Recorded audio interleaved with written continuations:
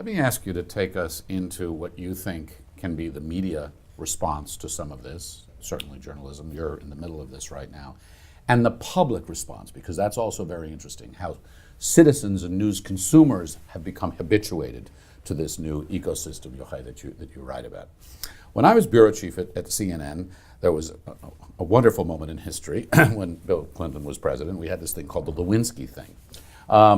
And we actually instituted a policy at CNN that if another news organization had a story that they reported, we would not put that story on the air, even if it was a very well-known trusted news organization, until and unless we could confirm it ourselves.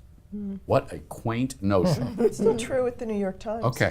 Okay. But it's not true in the world of cable news. It's not true in the world of many online news organizations that feel that they have to respond in real time. So the question is, you talked about gatekeepers, right?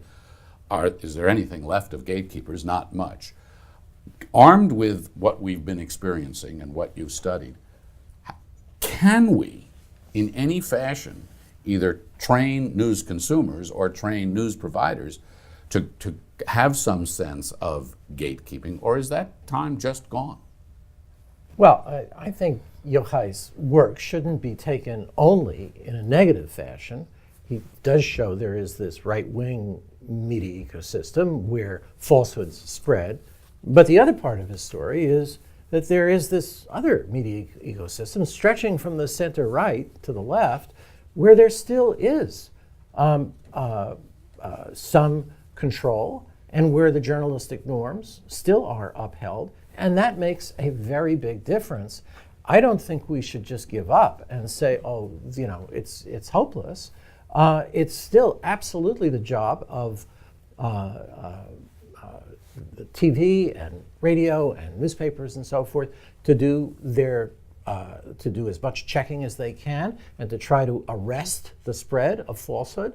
I don't see any reason for fatalism about it. Now, the one question I have, I'm going to ask a question of Yochai too. I mean, you've got this insular ecosystem and people who are just looking at those media. How big is that? How many people? Because ultimately, we still do have a democracy, all right? And ultimately, the question is, frankly, can they be outvoted?